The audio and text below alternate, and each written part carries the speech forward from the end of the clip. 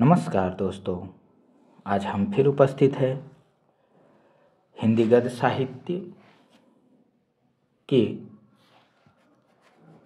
उपन्यास विधा को लेकर। उपन्यास विधा में जो है गोदान का ये 10वां एपिसोड है। 9 एपिसोड हम लोग पिछले वीडियो तक में कवर कर चुके हैं। इस वीडियो में हम 10वां एपिसोड कवर करेंगे। ये उपन्यास यूजीसी नेट के इकाई 6 में शामिल किया गया है, तो इसे हम लोग समाप्त करते हैं। देर न करते हुए चलिए वीडियो को स्टार्ट करते हैं। भाग 10 एपिसोड में लिख देता हूँ। एपिसोड हमारा हो गया ये 10वां है, ठीक है। तो एपिसोड 10 9th को देख लेते हैं। 9th में क्या था, ठीक है। तो थोड़ा सा बैक चलते हैं और बैक जा कर के 9th का हम लोग देख लेते हैं। अब देखिए 9th में जो है हम लोग पढ़ रहे थे कि सासा दाता दिन बोले मेरा शराप न पड़े तो मुँह न दिखाऊं। नोखे राम ने समर्थन किया, ऐसा धन कभी फलते नहीं देखा। पटेश्वरी या पटवारी ने भविष्यवाणी किया, हराम की कमाई हराम में जाएगी। और झिंगुर सिंह को आज ईश्वर की न्यायपरता में संदेह हो गया था। भगवान न जाने कहाँ है कि यह अंधेर देखकर भी पापियों को दंड नहीं देते। इस वक्त इन सज्जनों की तस्वीर खींचने लायक थी। अब देखिए ये सभी कमाना चाहते हैं, एक गरीब को जो है लूटना चाहते हैं। जैसे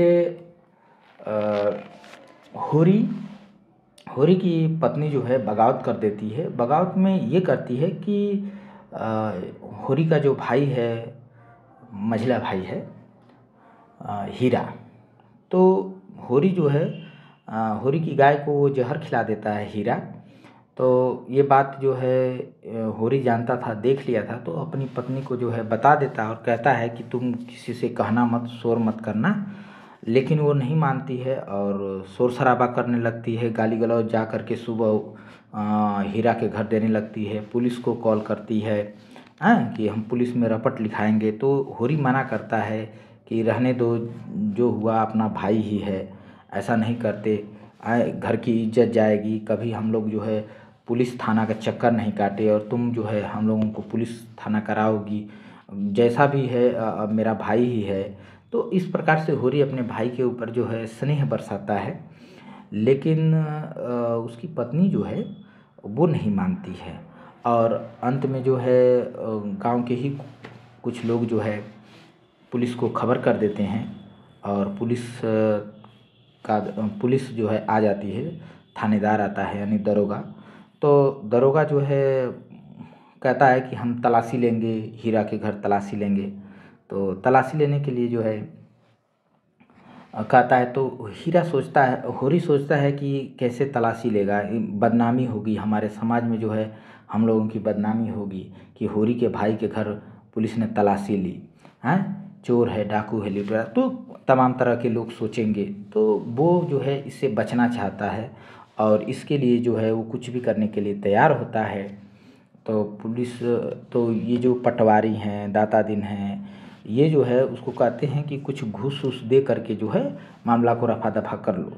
तो वो रकम देना चाहते हैं, वो पैसा देना चाहते हैं और थानेदार से जो है बात कर लेते हैं। 50-50 पर तय हो जाता है कि आधा आप रख लीजिएगा, आधा हम ले लेंगे, ठीक है। और ऊपर से ऋण भी देने को तैयार थे कि मतलब अब देखिए वहाँ, अब मान लीजिए 50 रुपये की बात होती है कि 50 रुपया हम देंगे तो 25 आप रखिएगा, 25 हमें दे दीजिएगा। लेकिन होरी से तो 50 लिया जाएगा होरी से, और साथ में उस पर ब्याज भी लिया जाएगा। तो कितनी भ्रष्टाचार है, सब कमाना चाहते हैं। तो इस चीज़ को यहाँ पर प्रेमचंद ने दिखाया है और अंत में बात नहीं बनता है। उसकी औरत जो है वो खड़ी हो जाती है, टाइट थोड़ा पड़ती है, तो बात नहीं बन पाती है, ठीक है।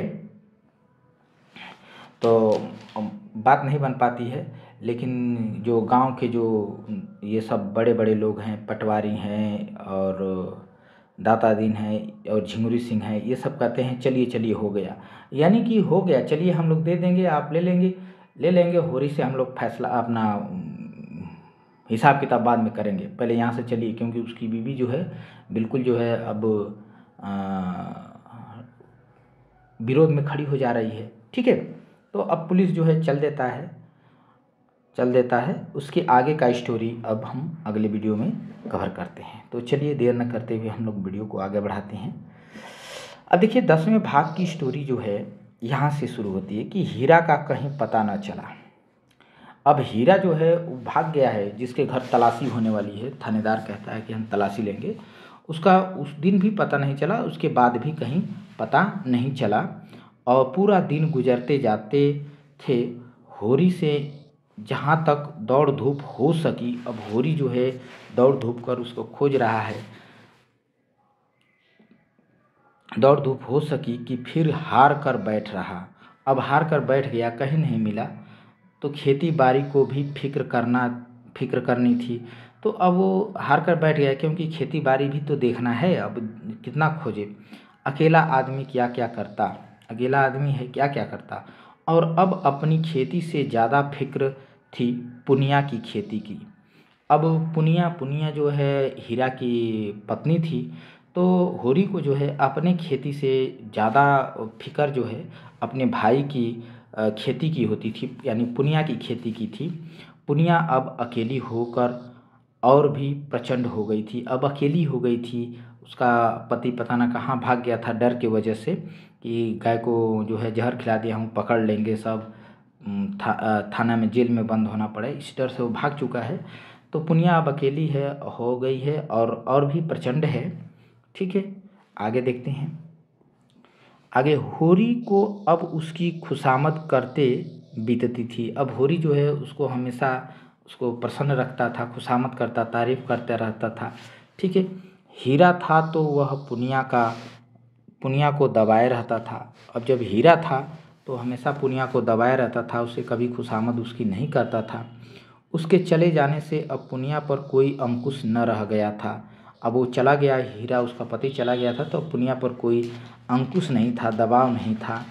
होरी की पट्टीदारी हीरा से थी, होरी की पट्टीदारी हीरा से थी। पुनिया अबला थी, पुनिया तो नारी थी, अबला थी, तो उससे उसकी कोई पट्टेदारी थी नहीं। उससे वह क्या तनातनी करता, तो उससे वह क्या, अब स्त्री जाति से वो क्या तनातनी करता, इसलिए उसकी मदद करना चाहता था। और पुनिया उसके स्वभाव से परिचित थी और उसकी सज्जनता का उसे खूब दंड देती थी। और पुनिया जो है होरी के स्वभाव से परिचित थी, इसीलिए उसके क्योंकि सज्जन व्यक्ति था, तो उसकी उसी सज्जनता का उसे खूब दंड देती थी। खैरियत यही हुई कि कारकुन साहब ने पुनिया से बकाया लगान वसूल करने की कोई सख्ती नहीं की। अब खैरियत बस इतना ही थी कि जो कारकुन साहब थे, जो राय साहब के जो खजांची थे, जो पैसा वसूलते थे, तो वो उन्होंने जो है उसको थोड़ा रियायत दे दिए, उस पर सख्ती नहीं किए कि भाई तुम जो है बकाया लाकर जमा करो, क्योंकि उनको भी पता था उसका पति नहीं है, तो महिला जानकर शायद उस पर सख्ती नहीं किए, केवल थोड़ी सी पूजा लेकर राजी हो गए। थोड़ा सा पूजा लेकर मतलब कुछ घूस लेकर के वो मान गए।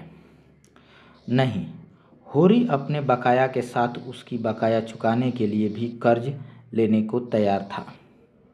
अब होरी जो है अपना बकाया भी चुकाना है और उसका भी बकाया चुकाना है, तो दोनों बकायों को चुकाने के लिए जो है ऋण लेने के लिए तैयार रहता है कि कहीं से मिल जाए। ठीक है, तैयार था। सावन में धान की रोपाई की ऐसी धूम रही कि मजूर न मिले और होरी अपने खेतों में धान न रोप सका। मजदूर ही नहीं मिल पाए, तो सावन खूब बारिश हुई तो सबका जो है रोपाई हो रही थी, तो उसमें जो है होरी को मजूर नहीं मिल पाए, इससे उसका धान की खेती नहीं हो पाई। ठीक है, लेकिन पुनिया के खेतों में कैसे न रोपाई होती, लेकिन पुनिया के खेत में कैसे रोपाई नहीं होती। होरी ने पहर रात रात तक काम करके उसके धान रोपे। होरी जो है अपना खेत छोड़ करके, अपना धान की रोपाई छोड़ करके उसका जो है रात रात तक काम करके उसका धान रोप दिया। अब होरी जो है, होरी ही तो उसका रक्षक है। अब होरी ही तो उसका रक्षक है। अगर पुनिया को कोई कष्ट हुआ तो दुनिया उसी को तो हंसेगी, उसी पर तो हंसेगी, होरी पे ही तो हंसेगी कि उसकी बहू है, उसकी भवा है। ठीक है, इस प्रकार से ताना मारेगी। नतीजा यह हुआ कि होरी की खरीफ की फसल में बहुत थोड़ा अनाज मिला। अब नतीजा यह निकला कि जो खरीफ की फसल, धान की फसल में जो है उसको ज़्यादा, होरी को ज़्यादा अनाज नहीं मिला और पुनिया के बखार में धान रखने की जगह न रही। और पुनिया के घर में इतना धान हुआ कि धान रखने के लिए जगह नहीं थी। होरी और धनिया में उस दिन से बराबर मनमुटाव चला आता था। और उस दिन से जो है, जिस दिन झगड़ा हुआ था उस दिन से जो है होरी और धनिया में मनमुटाव था। गोबर से भी होरी की बोलचाल बंद थी। माँ बेटे ने मिलकर जैसे उसका बहिष्कार ही कर दिया था, इस प्रकार से स्वभाव उनके बीच था। अपने घर में परदेसी बना हुआ था। होरी अपने घर में इस प्रकार से था जैसे कोई परदेसी हो। दो नावों पर सवार होने वाले लोग की जो दुर्गति होती है वही उसकी हो रही थी। जैसे दो नावों पर सवार एक व्यक्ति हो और जिस प्रकार की दुर्गति उसकी हो जाती है, वैसे ही दुर्गति इस समय जो है होरी की थी। गांव में भी अब उसका उतना आदर न था। गांव में भी अब उसका उतना आदर न था। धनिया ने अपने साहस से स्त्रियों का ही नहीं, पुरुषों का नेतृत्व भी प्राप्त कर लिया था। महीनों तक आसपास के इलाकों में इस कांड की खूब चर्चा रही और महीनों तक आसपास के इलाकों में, गाँवों में जो है जो कांड हुआ था इसकी खूब चर्चा रही। यहाँ तक कि वह एक अलौकिक रूप तक धारण करता जाता था। धनिया नाम है उसका जी, भवानी का इष्ट है उसे। अब ऐसे लोग कहते थे कि धनिया नाम है उसका जी, भवानी का इष्ट है उसे। दरोगा जी ने ज्यों ही उसके आदमी के हाथ में हथकड़ी डाली कि धनिया ने भवानी का सुमिरन किया। अब भवानी उसके सिर पर आ गई। फिर तो उसमें इतनी शक्ति आ गई, इतनी शक्ति आ गई कि उसने एक झटके में पति की हथकड़ी तोड़ डाली और दरोगा की मूछें पकड़कर उखाड़ ली। फिर उसकी छाती पर चढ़ बैठी। दरोगा ने जब बहुत मानता की, यानी मन्नत की, तब जाकर उसे छोड़ा। अब देखिए कितनी बात लोग बढ़ा चढ़ा के अब जो है शेयर हो रही है। कुछ दिन तो लोग धनिया के दर्शनों को आते रहे कि चले तनी उसको देख लें, जो पुलिस से भिड़ गई थी, है ना। वह बात अब पुरानी पड़ गई थी। अब वो बात जो है धीरे धीरे पुरानी हो गई थी। लेकिन गांव में धनिया का सम्मान बहुत बढ़ गया था। लेकिन गांव में अब धनिया का सम्मान जो है बढ़ गया था। उसमें अद्भुत साहस है और समय पड़ने पर वह मर्दों के भी कान काट सकती है। बहुत साहस है उसमें, ऐसे लोग अब उसको जान रहे हैं। मगर धीरे धीरे धनिया में एक परिवर्तन हो रहा था। धीरे धीरे धनिया में एक परिवर्तन आ रहा था। होरी को पुनिया की खेती में लगे देखकर भी वह कुछ न बोलती थी। होरी को जो है अब धीरे धीरे धनिया में परिवर्तन आ रहा था। अब उसे कभी वो बोलती नहीं थी कि होरी जो है पुनिया के खेत में काम कर रहा है, पुनिया का खेत फसलों से लहरा रही है। तो ये सब देख करके धनिया अब उसे कुछ बोलती नहीं थी। और यह इसलिए नहीं कि वह होरी से विरक्त हो गई थी। ऐसा नहीं है कि वो विरक्त हो गई है इसीलिए नहीं बोलती थी, बल्कि इसलिए कि पुनिया पर अब उसे भी दया आती थी। इसलिए नहीं बोलती थी क्योंकि वह पुनिया पर, जो धनिया है, धनिया का जो है पुनिया पर भी थोड़ा दया हो गया था। तो वो सोचती थी जाने दीजिए, उसका हेल्प कर रहा है। हीरा का घर से भाग जाना उसकी प्रतिशोध भावना की तुष्टि के लिए काफ़ी था। अब जो बीत गया चलो, भाग गया हो गया। अब जो है वो पुनिया पे दयालु हो गई थी, पुनिया पर दया दृष्टि कर रही थी, इसीलिए होरी को नहीं बोलती थी कि जाने दीजिए। इसी बीच में होरी को ज्वर आने लगा। अब इसी बीच जो है होरी को बुखार आने लगा। फसली बुखार फैला था ही होरी उसके चपेट में आ गया। और कई साल के बाद ज्वर आया तो उसने सारी बकाया चुका ली। 1 महीने तक होरी खाट पर पड़ा रहा। इस बीमारी ने होरी को तो कुचल ही डाला। अब कुचल डाला यानी बीमारी से एकदम वो जो है अधमरा सा हो गया था। पर धनिया पर भी विजय पा गई थी। पर धनिया पर भी विजय पा गई। पति जब मर रहा है तो उससे कैसा बैर। अब जो है वो जो बुखार है, पहले तो धनिया जो है टाइट रहती थी और उससे, लेकिन जब बुखार आ गया तो फिर अब उसने भी जो है अब वो बैर वाला चीज़ जो है, धनिया जो उससे नाराज़ थी, अब उसकी नाराज़गी वो ख़त्म हो गई, क्योंकि अब तो वो बीमार पड़ चुका है, तो वो नाराज़गी क्या हो गई, ख़त्म हो गई। और ऐसी दशा में तो बैरियों से भी बैर नहीं रहता। और जब बुखार आ जाता, बीमार पड़ गया आदमी, लस्त पड़ गया है, मरने की हो, तो उससे अब कौन बैर रखता है। तो सोचता है तो मर ही रहा है, ठीक है, तो बैरियों से भी बैर नहीं रहता, तो वो तो अपना ही है, वह तो अपना पति ही है, तो फिर कैसा बैर। लाख बुरा हो, लेखक कह रहा है कि लाख बुरा हो पर है तो अपना पति, पर उसी के साथ तो जीवन की 25 साल काटे हैं। धनिया सोच रही है कि लाख बुरा हो लेकिन उसी के साथ तो अपना जीवन का 25 साल मैंने काटा है। सुख किया है तो उसी के साथ, और दुख भोगा है तो उसी के साथ। अब तो चाहे वह अच्छा हो या बुरा, है तो अपना ही। दाढ़ीजार ने मुझे सबके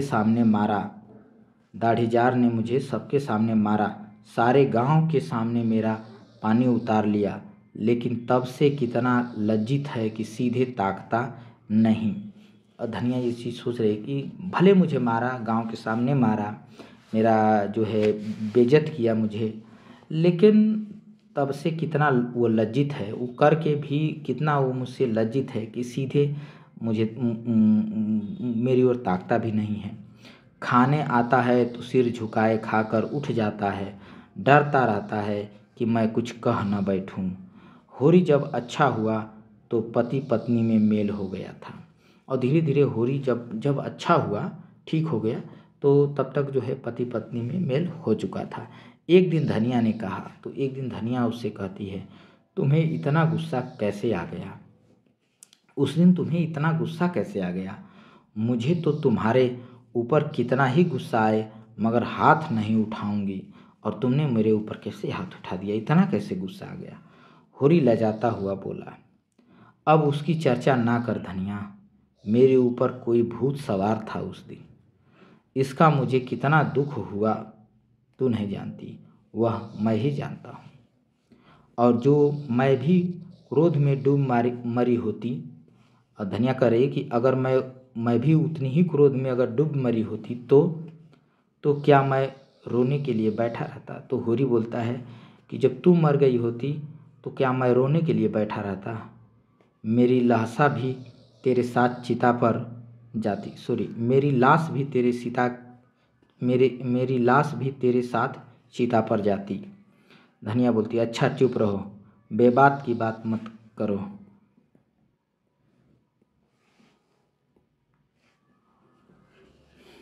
गाय गई सो गई, मेरे सिर पर एक विपत्ति डाल गई, पुनिया की फिकर मुझे मारे डालती है। होरी कहता है कि गाय गई सो गई, मेरे सिर पर एक विपत्ति डाल के गई, पुनिया की भी फिकर मुझे मारे डालती है। धनिया बोलती, इसीलिए तो कहते हैं भगवान का घर बड़ा न बनाए। इसीलिए तो कहते हैं भगवान घर का बड़ा न बनाए, यानी किसी को जो है घर का बड़ा व्यक्ति न बनाए, क्योंकि बड़ा होने का मतलब है छोटों को कोई नहीं हंसता, नेकी बदी सब बड़ों के सिर जाती है। कह रहे छोटों को कोई नहीं कहता, लेकिन अगर उसके घर कुछ भी होता है तो दोषी जो है केवल बड़े व्यक्ति को ही दिया जाता है। तो तुम घर के बड़े हो, इसलिए तुम्हें ये जिम्मेदारी तो उठानी ही पड़ेगी। भगवान करे कि जो है किसी को जो है कि घर का बड़ा ना बनाए, अगर बड़ा बन गए तो फिर जिम्मेदारी आ गई तुम्हारे ऊपर। माघ के दिन थे, महावट लगी हुई थी। घटाटोप अंधेरा छाया हुआ था, एकदम घना घोर अंधेरा छाया हुआ था। एक तो जाड़ों की रात थी, एकदम ठंडा का दिन। दूसरे माघ की वर्षा, और उसमें जो है माघ वाली वर्षा हो रही थी। मौत का सा सन्नाटा छाया हुआ था, मौत जैसा एकदम चारों ओर सन्नाटा था। अंधेरा तक न सूझता था कि होरी भोजन करके पुनिया के मटर के खेत की मेड़ पर अपने मड़ैया में लेटा हुआ था। होरी जो है भोजन करके पुनिया के मटर वाले खेत, उसका खेत भी देखना था, गोरना था। खेत की मेड़ पर अपनी मड़ैया में, उसकी वहीं पे अपना मड़ई डाला है और वहीं पे लेटा हुआ था। चाहता था शीत को भूल जाए और सो रहे। वो चाहता था कि शीत को भूल जाए और सो रहे, लेकिन तार तार कंबल और गटी हुई मिजई और शीत के झोंकों से गीली हुई पुआल, इतने शत्रुओं के सम्मुख आने का नींद में साहस न था। इतने शत्रुओं के बीच जो है नींद को आ जाने का साहस न था। कहता है कि एक तो शीतलहरी, ऊपर से कुहासा जो है, कुहासा से पूरा पुआल जो है, शीतलहर थी, शीतलहर से जो है पूरा पुआल भीगा हुआ था, और कंबल लुगदी की तरह उसमें दम न था। यानी नींद के सामने इतने शत्रु थे। एक कंबल जो फटा पुराना लुगदी जैसा था, बिछौना में दम नहीं था, और शीतलहर यानी इतनी कड़ाके की ठंडी, उसमें नींद कहाँ से आ जाए, नींद कैसे हिम्मत करे आने की। लेखक ये कह रहा है, आज तमाकू भी न मिला कि उसी से मन बहलाता। ये कह रहा है कि होरी सोच रहा है कि आज तमाकू भी नहीं मिला कि उसी से मन बहलाया जाए। ठीक है, तो ये लेखक बतला रहा है कि अगर उसे तमाकू रहता है, पीता रहता है, मन बहलाता रहता है, वो भी आज नहीं है। उपला सुलगा लाया था, उपला मतलब जो गोईठा होता है, उसको जो है वो सुलगा लाया था, पर शीत में वो भी बुझ गया। पर शीत थी, शीत में वो भी बुझ गया। ब्याह फटे पैरों को पेट में डालकर और हाथों को जांघों के बीच में दबाकर और कंबल में मुंह छिपाकर अपने ही गर्म सांसों से अपने को गर्म करने की चेष्टा कर रहा था। लेखक ने कैसे कैसे जो है एक गरीबी का चित्रण यहाँ किया है कि बेवाव फटे, यानी जो पैरों में फट जाती है बेवाव, जो दर्द करती है एड़ी उड़ी, तो उसको कह रहे हैं बेवाव फटे पैरों को पेट में डालकर और हाथों को जांघों के बीच में दबाकर, कंबल, एक पतला सा कंबल है, कंबल में मुंह छिपाकर अपने ही गर्म सांसों से अपने आप को गर्म करने की चेष्टा कर रहा है। 5 साल हुए यह मिर्जई बनवाई थी, 5 साल हुए यह मिर्जई बनवाई थी। धनिया ने एक प्रकार से ज़बरदस्ती बनवा दी थी। यानी जो ओढ़ना था उसको कह रहा है कि 5 साल पहले इसको बनवाया था, और वो भी धनिया ज़बरदस्ती करके बनवाई थी। वही जब एक बार काबुली से कपड़े लिए थे, जिसके पीछे कितनी सासत हुई थी उस कपड़े को लेने पर, कितनी गालियाँ खानी पड़ी। और यह कंबल उसके जन्म से भी पहले का है। बचपन में अपने बाप के साथ वह इसी में सोता था। गोबर के बारे में सोच रही है कि वह जो है अपने बचपन में अपने बाप के साथ होरी सोचता है कि बचपन में वह अपने बाप के साथ इसी में सोता था। जवानी में गोबर को लेकर इसी कंबल में उसके जाड़े कटे थे। और कह रहा है कि जवानी में जो है अपने यानी गोबर को लेकर के इसी कंबल में उसके जाड़े कटे थे। और बुढ़ापे में आज वही बूढ़ा कंबल उसका साथी है। और आज बुढ़ापा आ गई, आज उसके साथ वही बूढ़ा कंबल पुराना। पर अब वह भोजन को चबाने वाला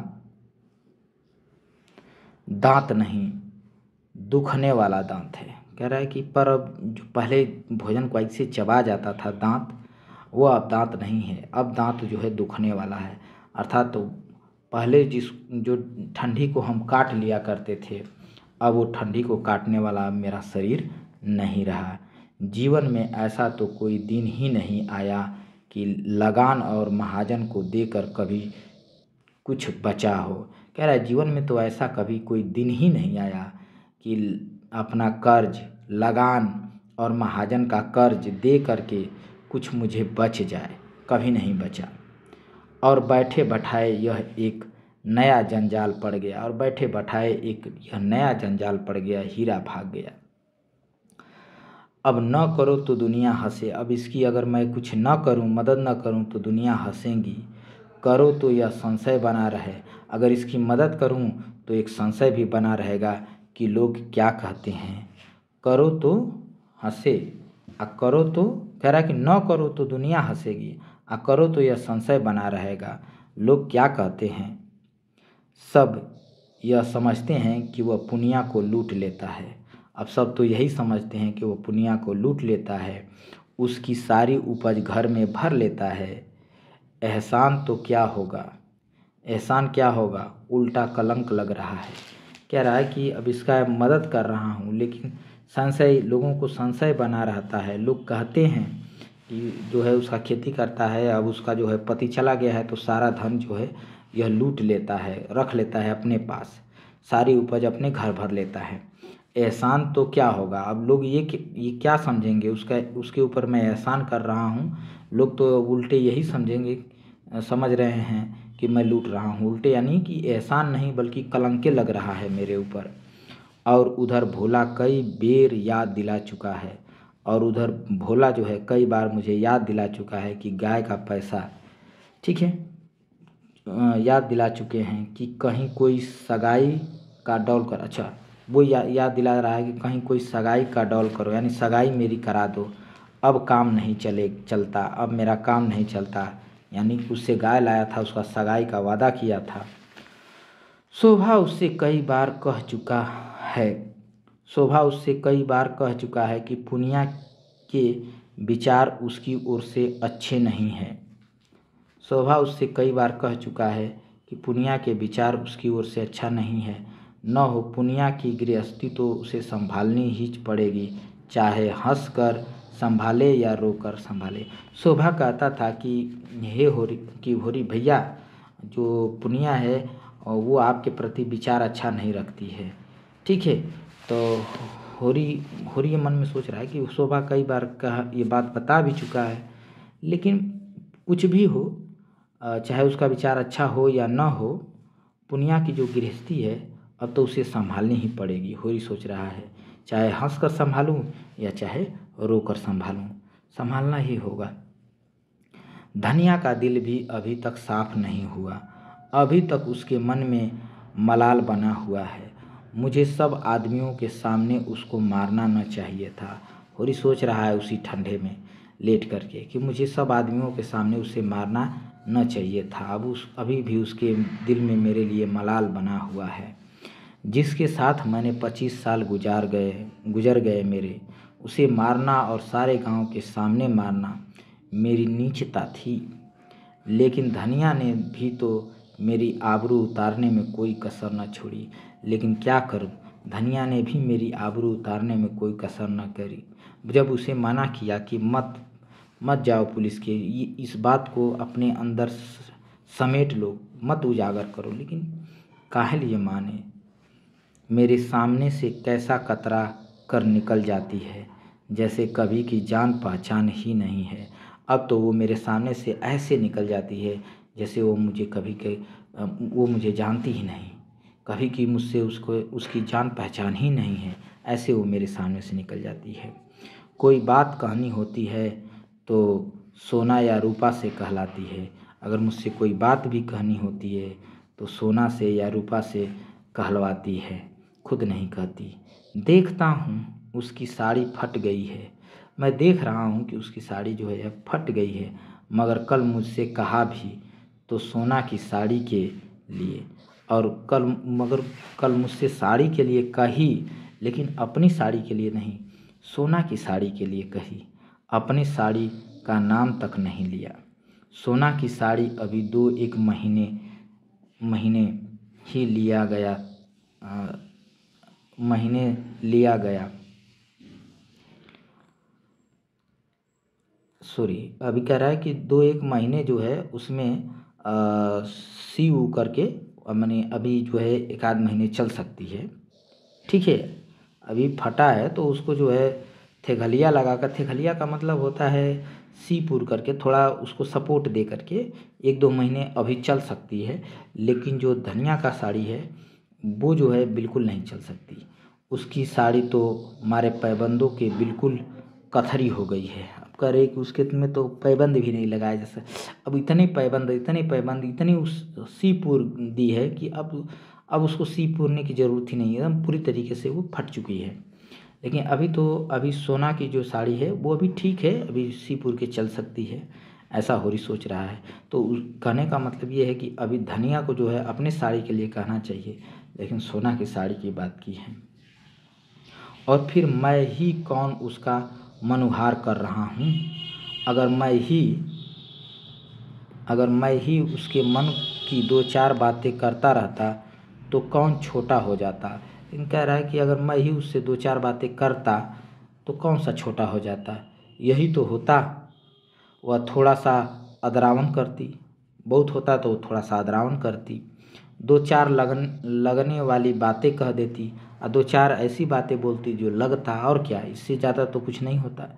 तो क्या मुझे चोट लग जाती, सोच रहा है कि तो मुझे कोई चोट थोड़ा ना लग जाती, अगर मैं उसको कुछ बोल ही देता, कुछ कह ही देता, हम ही छोटे बन जाए। नहीं, कह रहा है कि मैं ही उससे छोटा बन करके उससे बात कर लेता तो क्या हो जाता। लेकिन मैं बूढ़ा होकर भी उल्लू बना रह गया। लेकिन होरी सोच रहा है कि लेकिन क्या करूं, मैं बूढ़ा होकर भी उल्लू बना रहा। वह तो कहो इस बीमारी ने आकर उसे नरम कर दिया, वो तो कहो कि मेरे ऊपर बीमारी आ गई और जिसने उसे थोड़ा नरम कर दिया। नहीं, न जाने कब तक मुंह फुलाए रहती, नहीं तो न जाने कब तक वह मुझसे मुंह फुलाए रहती। और आज उन दोनों में जो बातें हुई थी वह मानो भूखे का भोजन थी। लेखक कह रहा है कि जो आज जो है उन दोनों के बीच जो बातें हुई वह मानो भूखे का भोजन थी। वह दिल से बोली थी और होरी गदगद हो गया था। और यह सुन करके होरी गदगद हो गया था। उसके जी में आया उसके पैरों पर सिर रख दे और कहे कि मैंने तुझे मारा है तो ले, मैं सिर झुकाए लेता हूँ, आज जितना चाहे मार ले, जितनी गालियाँ देना चाहे दे ले। यानी जो है धनिया जो है होरी से आज बोली थी, ठीक है। और वो होरी को ऐसे लगा जैसे मानो खूब जोर की भूख लगी हो और भोजन मिल गया हो। वह दिल से बोली थी उससे, और यह सुन करके होरी एकदम गदगद हो गया था और ये सोचने लगा कि उसके जी में आया उसके पैरों पर अपना सिर रख दे और कहे कि मैंने तुझे मारा तो ले, मैं सिर झुका रहा हूँ, तू जितना चाहे मार ले और जितनी चाहे गालियाँ मुझको दे ले। सहसा उसे मड़ैया के सामने चूड़ियों की झंकार सुनाई दी। अब उसी में सोया हुआ था और कह रहा है कि लेखक कह रहा है कि अचानक उसे जो है चूड़ियों की झंकार सुनाई दी। उसने कान लगाकर सुना, हाँ कोई तो है, पटवारी की लड़की होगी। उसने सोचा पटवारी की लड़की होगी और चाहे पंडित की घरवाली हो, मटर उखाड़ने आई होगी और ज़रूर ये मटर उखाड़ने ही आई होगी। न जाने क्यों इन लोगों की नीयत इतनी खोटी है कि गरीब मजदूरों की जो खेत से जो है मटर उखाड़ लेते हैं। सारे गांव से अच्छा पहनते हैं और सारे गांव से अच्छा खाते हैं और घर में हजारों रुपए गड़े हुए हैं, लेन देन करते हैं और ढूढ़ी सवाई चलाते हैं, घूस लेते हैं, दस्तूरी लेते हैं, एक न एक मामला खड़ा करके हमासुमा हम जैसे लोगों को पीसते ही रहते हैं। फिर भी नियत का यह हाल है, बाप जैसा होगा वैसी ही तो संतान भी होगी। और आप नहीं आते औरतों को भेजते हैं। और कह रहा है कि और खुद अपने नहीं आते, औरतों को भेजते हैं मटर उखाड़ने। अभी उठकर हाथ पकड़ लूँ तो क्या पानी रह जाए, अभी उठ करके अगर मैं हाथ पकड़ लूँ तो बताओ उनके घर घर की क्या इज्जत रह जाए। नीच कहने को नीच हैं, नीच कहने को नीच हैं, जो ऊंचे हैं उनका मन तो और नीचा है। औरत जात का हाथ पकड़ते भी तो नहीं बनता, अब क्या करूं। औरत जात है और हाथ पकड़ते भी तो नहीं बनता कि मैं उसका हाथ पकड़ूं। आंखें देखकर मक्खी निगलनी पड़ती है, आंखों से देखकर मक्खी निगलनी पड़ती है। जाने देना पड़ता है कि छोड़ो जाने दो, उखाड़ ही लो। यानी आंखों से देख रहा हूँ कि उखाड़ रही है, लेकिन अब क्या करूँ, बोल नहीं सकता, रोक नहीं सकता। उखाड़ ले, कह रहा है उखाड़ ले,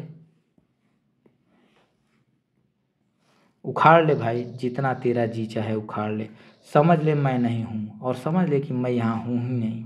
बड़े आदमी अपने लाज न रखें तो छोटों को तो उनकी लाज रखनी ही पड़ती है। अगर बड़े आदमी अपनी लाज न रखें तो क्या करें, छोटे को तो उनकी लाज रखनी पड़ती है। मगर नहीं, यह तो धनिया है, पुकार रही है। फिर सोचा कि नहीं नहीं, ये तो धनिया है जो पुकार रही है, मुझे बुला रही है। धनिया ने पुकारा, सो गए कि जागते हो। होरी झटपट उठा और मड़ैया के बाहर निकल आया। आज मालूम होता है देवी प्रसन्न हो गई है। और सोचा कि आज तो मालूम हो रहा है जैसे देवी ही खुश हो गई है, उसे वरदान देने आई है यहाँ। इसके साथ ही इस बादल बूंदी और जाड़े पाले में इतनी रात गए उसका आना शंकाप्रद भी था। और इतनी ठंडी में, इतने जाड़े पाले में और कुहासे में उसका यहाँ आना कुछ शंकाप्रद भी था कि कुछ घटना तो नहीं न घट गई, जरूर कोई ना कोई बात हुई है। वो सोच रहा है कि जरूर कुछ ना कुछ बात है, न इतनी ठंड में उसे आने की यहाँ क्या ज़रूरत है। और होरी बोला, ठंड के मारे नींद भी आती है कि मैं सोऊं। तू इस जाड़े पाले में कैसे आई, सब कुशल तो है ना। तो धनिया बोली, हाँ सब कुशल है। होरी बोलता है कि गोबर को भेजकर मुझे क्यों नहीं बुलवा लिया, तुम क्यों आ गई। धनिया ने कोई उत्तर नहीं दिया। मड़ैया में आकर पुआल पर बैठती हुई बोली, गोबर ने तो मुंह में कालिख लगा दी है। और बोली कि गोबर ने तो मुंह में कालिख लगा दी है, उसे क्या भेजूं। उसकी करनी क्या पूछते हो, उसकी करनी क्या पूछते हो। जिस बात के लिए मैं डरती थी वही होकर रही। होरी बोलता है, क्या हुआ, किसी से मार पीट कर बैठा क्या, क्या हुआ। धनिया बोली, अब मैं क्या जानूं क्या कर बैठा, चल कर पूछो उसी राण से। होरी बोला, किस राण से पूछूं, क्या कहती है तुम, बौरा तो नहीं गई। धनिया बोली, हाँ बौरा क्यों ना जाऊंगी, बात ही ऐसी हुई है कि छाती दुगुनी हो जाए। व्यंग्य के रूप में बोलती है कि बात ही तो ऐसी हुई है कि अब छाती दुगुनी हो जाए। होरी के मन में प्रकाश की एक लंबी रेखा ने प्रवेश किया। बोला, साफ साफ क्यों नहीं कहती। होरी बोला कि साफ साफ क्यों नहीं कहती, किस राण को कह रही है। धनिया बोली, उसी झुनिया को, और किसको। होरी बोला, तो झुनिया क्या यहाँ आई है, तो झुनिया क्या, झुनिया यहाँ आई है। धनिया बोली, और कहाँ जाती, पूछता कौन है उसको, यहीं न आएगी। होरी बोला, गोबर क्या घर में नहीं है, क्या गोबर घर में नहीं है कि कैसे आ गई। धनिया बोलती, गोबर का कहीं पता नहीं, जाने कहाँ भाग गया। इसे 5 महीने का पेट है, इसे 5 महीने का पेट में बच्चा है। होरी सब कुछ समझ गया। अब होरी जो है सब कुछ समझ गया इतनी बात से।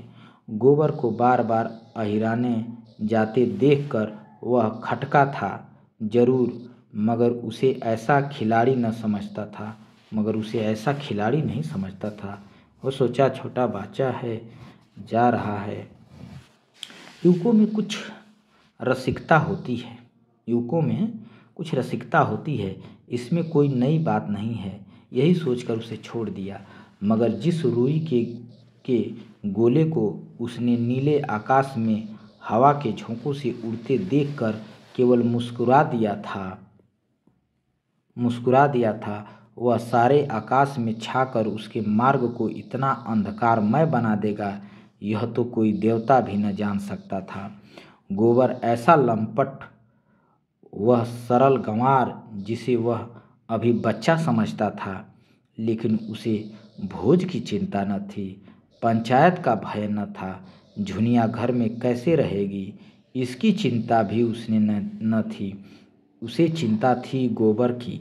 लड़का लज्जाशील है, अनाड़ी है, आत्माभिमानी है, कहीं कोई नादानी न कर बैठे। घबरा कर बोला। अब जो है यहाँ होरी जो है ये नहीं सोच रहा है कि पंचायत हमको क्या सज़ा देगी, झुनिया घर में कैसे रहेगी, क्या होगा, भोज देना पड़ेगा, कैसे भोज दिया जाएगा, कहाँ से पैसा आएगा, इन सब इसकी चिंता नहीं थी। उसे अपने लड़के की चिंता थी और घबरा कर बोला, झुनिया ने कुछ कहा नहीं? झुनिया ने कुछ कहा नहीं? गोबर कहाँ गया है? उसने बताया नहीं कि गोबर कहाँ गया है? उससे कहकर ही गया होगा, उससे कहकर ही गया होगा कि मैं कहाँ जा रहा हूँ, तो उससे पूछना था ना। धनिया झुझला कर बोली। धनिया जो है गुस्सा थी तो झुझला कर बोली, तुम्हारी अक्ल तो घास खा गई है, उसकी चहेती तो यहाँ बैठी है, उसकी चहेती तो यहाँ बैठी है, तुमको गोबरे की पड़ी है, तुम्हारी अक्ल जो है घास खा गई है क्या? भाग कर जाएगा कहाँ? वो भाग कर कहाँ जाएगा जब उसकी चहेती यहाँ घर में बैठी है? यहीं कहीं छिपा बैठा होगा और क्या। दूध थोड़े ही पीता है कि खो जाएगा, दूध पीता बच्चा है कि खो जाएगा। मुझे तो इस कलमुही झुनिया की चिंता है कि इसे क्या करूं। अपने घर में मैं तो क्षण भर भी न रहने दूंगी, इसे तो मैं अपने घर में क्षण भर भी नहीं रहने दूंगी। जिस दिन गाय लाने गया है, जिस दिन से गाय लाने गया है, उसी दिन दोनों में ताका झाका होने लगी, उसी दिन से दोनों में ताका झाका होने लगी थी।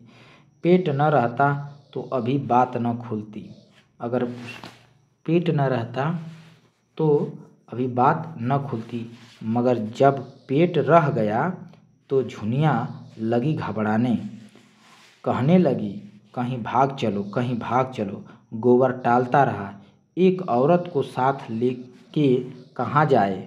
अब ये सोचता था एक औरत को लेकर कहाँ जाए। कुछ जब नहीं सूझा, आखिर जब आज वह सिर हो गई तो हो गई कि मुझे यहाँ से ले चलो। आज वो एकदम खिंच गई कि मुझे यहाँ से ले ही चलो, नहीं मैं प्राण दे दूँगी। तो बोला, तू चल कर मेरे घर में रह। तब उसने बोला कि तू चल मेरे घर में रह, कोई कुछ न बोलेगा, मैं अम्मा को मना लूँगा। यह गधी उसके साथ चल पड़ी। कुछ दूर तो आगे आगे आता रहा, कुछ दूर वो आगे आगे आया, फिर न जाने किधर सरक गया। यह खड़ी खड़ी उसे पुकारती रही, ये खड़ी होकर उसे पुकारती रही और वो कहीं चला गया। जब रात भीग गई और वह न लौटा, अब जब रात भीग गई और वह नहीं लौटा, कहीं भाग गया, तो भागी यहाँ चली आई। अब मैंने तो कह दिया, जैसा किया है उसका फल भोग। चुड़ैल ने लेके मेरे लड़के को चौपट कर दिया, तब से बैठी रो रही है, उठती ही नहीं है। कहती है अपने घर कौन मुँह लेकर के जाऊं। भगवान ऐसी संतान से तो बाज ही रखे तो अच्छा है। सवेरा होते होते सारे गांव में काँव काँव मच जाएगी, ऐसा जी होता है माहुर खा लो। धनिया सोच रही है कि सवेरे होते पूरे गांव में काँव काँव होगा, नहीं ऐसी संतान से तो मैं बाँझ ही रह जाती, अच्छा होता। बिना बच्चे के रहती, मेरा कोई पुत्र न हुआ होता तो मैं अच्छा था। सवेरे होते अब गांव में कितनी तबाही मचेगी। जी तो होता है कि माहुर खा लूँ।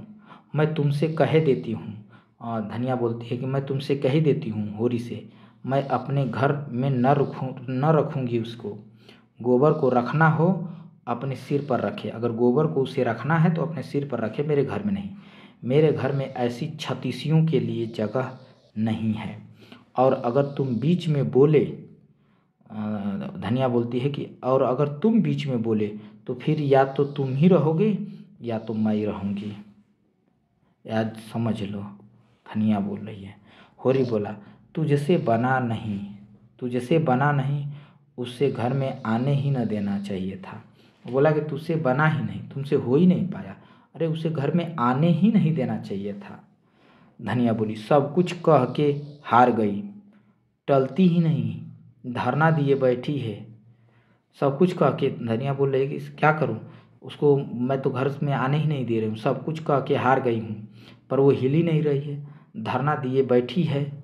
होली बोलता है, अच्छा चल देखूं कैसे नहीं उठती है, घसीट कर बाहर निकाल दूंगा, चल। धनिया बोलती है कि दाढ़ीजार भोला, भोला को अब बोल रही है कि दाढ़ीजार भोला सब कुछ देख रहा था पर चुप्पी साधे बैठा रहा, बाप भी ऐसे बेहया होते हैं। होरी बोला, वह क्या जानता था इनके बीच क्या खिचड़ी पक रही है। होरी बोला कि वह बेचारा क्या जानता था कि इनके बीच क्या खिचड़ी पक रही है। तो धनिया बोलती है, जानता क्यों नहीं था, सब कुछ जानता था। गोबर दिन रात घेरे रहता था तो क्या उसकी आंखें फूट गई थी। सोचना चाहिए था ना कि यहाँ क्यों दौड़ा दौड़ा आता है, उसके बाप को ही सोचना चाहिए था ना। होरी बोला, चल मैं झुनिया से पूछता हूँ ना, चल। दोनों मड़ैया से निकलकर गांव की ओर चले। होरी ने कहा, 5 घड़ी के ऊपर रात गई है, 5 घड़ी यानी 5 बज गए हैं, 5 बजे से ऊपर रात चली गई है। धनिया बोली, हाँ और क्या, मगर कैसा सोता पड़ गया है, और कैसा सोता पड़ गया है, कोई चोर आए तो सारे गांव को मूस ले जाए यानी लूट ले जाए।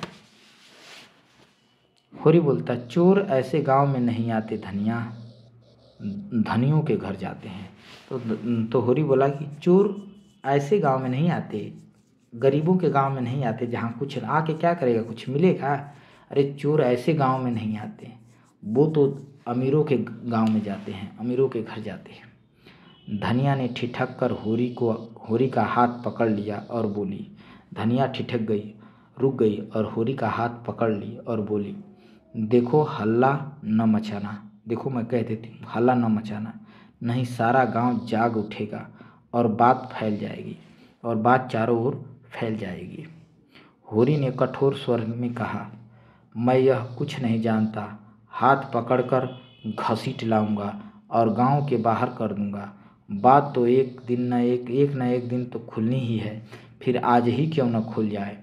वह मेरे घर आई क्यों, जाए जहाँ गोबर है वहीं जाए, उसके साथ कुकर्म किया है तो क्यों हमसे पूछ कर किया है, क्या हमसे पूछ कर किया है।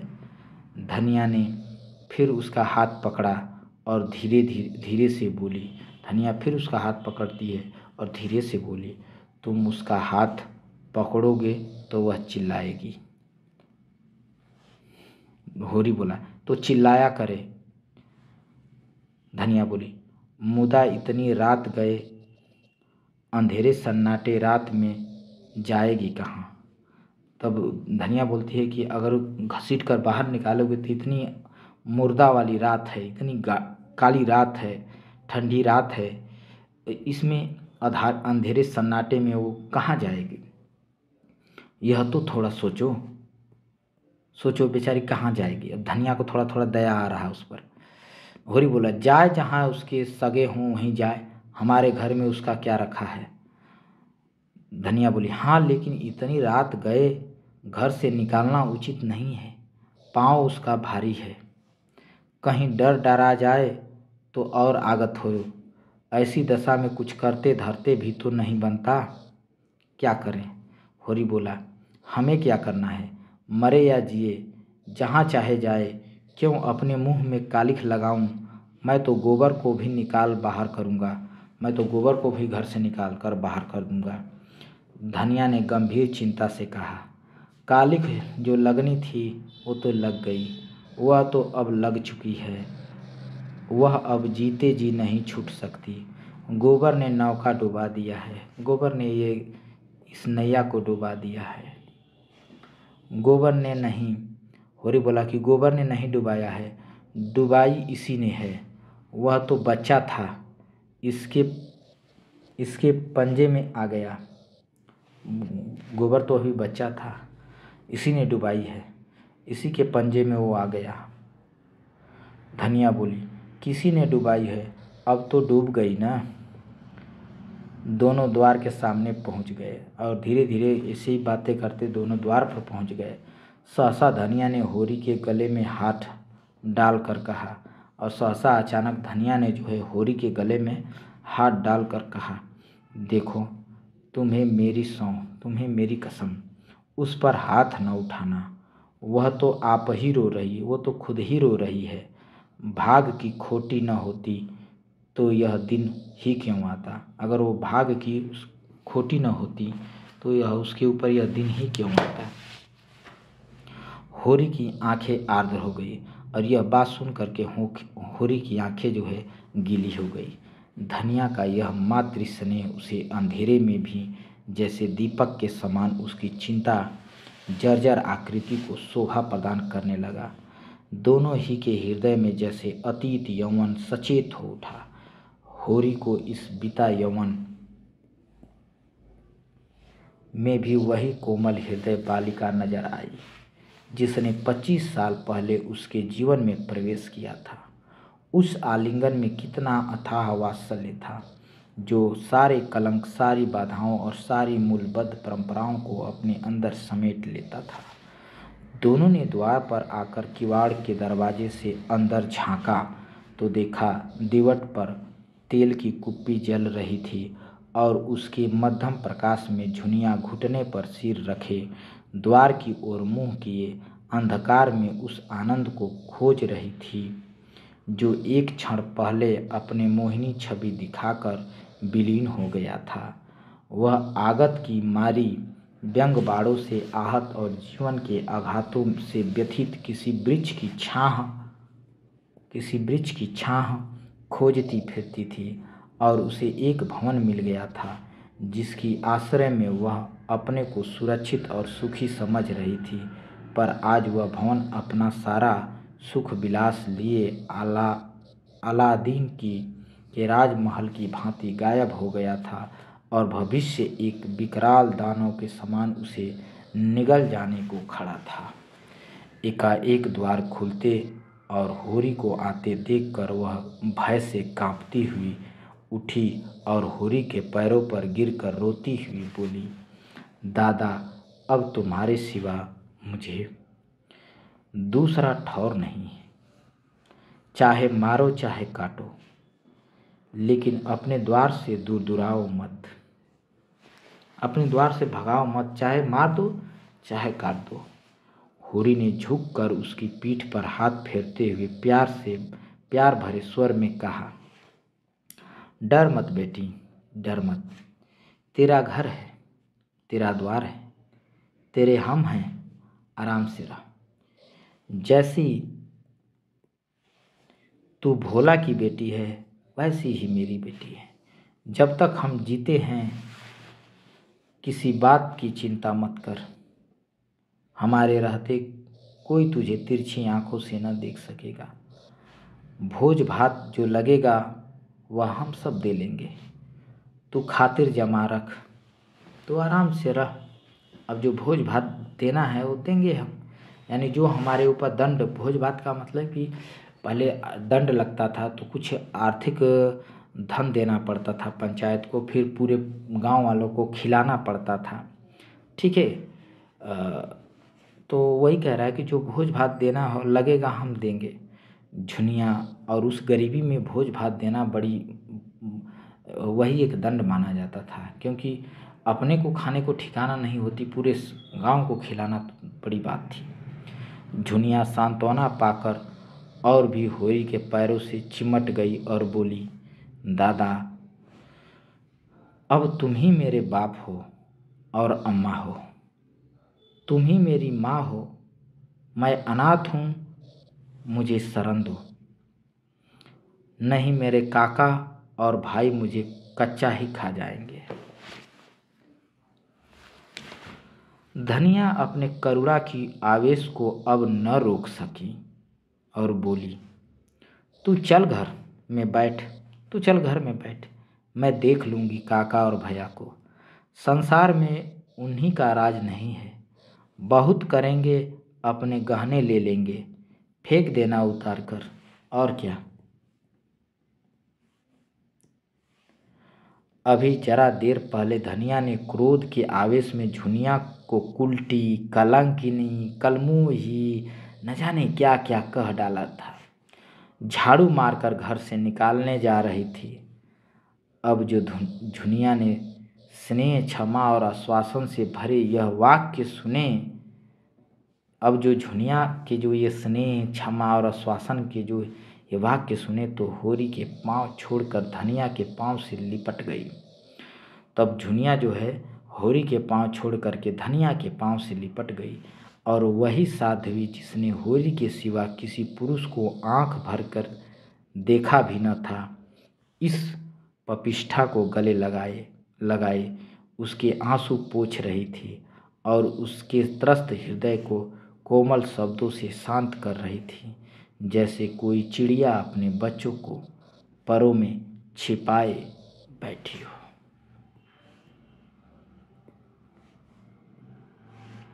होरी ने धनिया को संकेत किया कि इसे कुछ खिला पिला दो और झुनिया से पूछा, और कहा, होरी ने धनिया को संकेत किया कि इसे कुछ खिला पिला दो।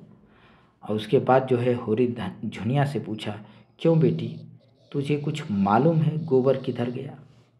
झुनिया ने सिसकते हुए कहा, मुझसे तो कुछ नहीं कहा, मेरे कारण तुम्हारे ऊपर, यह कहते कहते उसकी आवाज़ आंसुओं में डूब गई। होरी अपनी व्याकुलता न छिपा सका और बोला, जब तूने आज उसे देखा तो कुछ दुखी था क्या? दुखी था वह, उसकी चिंता है, यानी होरी को उसकी चिंता है, कुछ डर के मारे कुछ गलत न कर बैठे। तो झुनिया बोली कि बातें तो हंस हंस कर रहे थे। झुनिया बोल रही है कि वो बातें तो हंस हंस कर रहे थे, मन का हाल भगवान जाने, मन में क्या था वो तो भगवान जाने। होरी बोला, तेरा मन क्या कहता है, गांव में ही कि कहीं बाहर चला गया है? तेरा मन क्या कहता है, गांव में है या कहीं बाहर चला गया है? तो झुनिया बोली, मुझे तो शंका होती है कहीं बाहर चले गए हैं। होरी बोला, यही मेरा मन भी कहता है, कैसी नादानी की, हम उसके दुश्मन थोड़े ही थे। जब भली या बुरी एक बात हो गई तो वह निभानी ही पड़ती है। इस तरह भाग कर तो उसने हमारी जान आफत में डाल दी। धनिया ने झुनिया का हाथ पकड़कर अंदर ले जाते हुए कहा, कायर कहीं का, जिसकी बाह पकड़ी उसका निबाह करना चाहिए कि मुंह में कालिख लगाकर भाग जाना चाहिए। अब जो आए तो घर में बैठने न दूं। जब उसने हाथ पकड़ा तो उसे निभाना चाहिए था, भागा क्यों? अब वो घर में आएगा तो उसे बैठने न दूंगी, ऐसा कह रही है धनिया। होरी वहीं पुआल पर लेटा गोबर कहाँ गया होगा यही सोच रहा है। यही प्रश्न उसके हृदय आकाश में किसी पक्षी की भांति मंडराने लगा। और यहीं पे हमारा 10वां भाग समाप्त हो जाता है। अब हम अगले वीडियो में मिलेंगे इसके 11वां भाग को लेकर के। वीडियो के अंत तक बने रहने के लिए आप सभी लोग का बहुत बहुत धन्यवाद।